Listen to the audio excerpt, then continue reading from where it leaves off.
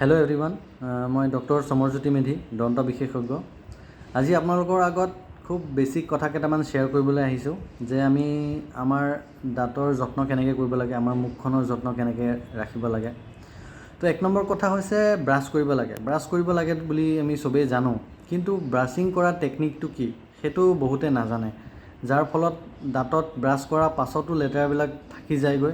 সেই লেতেৰাবিলাকৰ কাৰণে আগলৈ গৈ পোকে ধৰে বুলি কয়। পোক আচলতে নহয়, সেইটোতো আপুনি মানে কেভিটি হয়।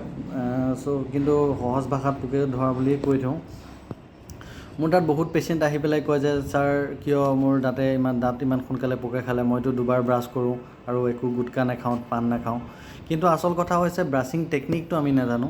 চ' টেকনিকটো আপোনালোকে জানিব, যাতে ব্ৰাছডালৰ ব্ৰিচিলডাল প্ৰত্যেকটো দাঁতৰ চুকে কোণে গৈ পেলাই লেতেৰাবিলাক চাফাকৈ ৰাখে।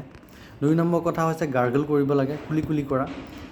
যিকোনো আহাৰ খোৱাৰ পাছতে কি হয়, খোৱা বস্তুবিলাক আমাৰ দাঁতত লাগি ধৰি লয়। বেছিকৈ আমি যদি ষ্টিকি ফুড খাওঁ, যিবিলাক আঠা ধৰা লিকতা বস্তু যদি আমি খাওঁ, তো খোৱাৰ পাছতে আমি যদি গাৰ্গল কৰি দিওঁ তে দাঁতটো চাফাকৈ থাকিব। দাঁতটো চাফাকৈ থকা মানে দাঁতৰ নিউট্ৰিশ্যন বাঢ়িব। তো তাতে কেভিটি হোৱা বা বেলেগ প্ৰব্লেমছ অহা চান্সটো কমি যায়। চ' এই দুটা কথা যদি আমি ফ'ল' কৰি ৰাখিব পাৰোঁ, তো আমাৰ বেছিভাগ প্ৰব্লেম তাতে ছল্ভ হৈ থাকিব। তাৰ পাছত হৈছে আমি পটককৈ কিবা এটা হ'লে আমি কাউণ্টাৰত গৈ পেলাই এণ্টিবায়'টিক খাই দিওঁ বা বিষৰ টেবলেট এটা খাই দিওঁ আৰু ৰখি চাওঁ আৰু লাষ্ট মানে সহ্য কৰিব নোৱাৰাৰ পাছতহে আমি ডক্টৰৰ ওচৰলৈ বা ডেণ্টিষ্টলৈ যাওঁ। তো তেতিয়া কি হয় কি, আপুনি 1 নম্বৰ কথাটো এণ্টিবায়'টিক খাই থাকিলে আপোনাৰ বডিটো এণ্টিবায়'টিকৰ ৰেজিষ্টেণ্ট হৈ যায়, যাৰ ফলত আমি নেক্সট টাইম যেতিয়া ডক্টৰৰ ওচৰলৈ যাব, ডক্টৰে আপোনাক খুব হাই পাৱাৰৰ এণ্টিবায়'টিক দিবলগীয়া হ'ব। ঠিক আছে। প্লাছ আপোনাৰ দাঁতটো কেতিয়াবা এনেকুৱা কণ্ডিশ্যন হৈ যায় কি আৰু বচাব নোৱাৰি, চ' উঠাবলগীয়া হ'ব পাৰে।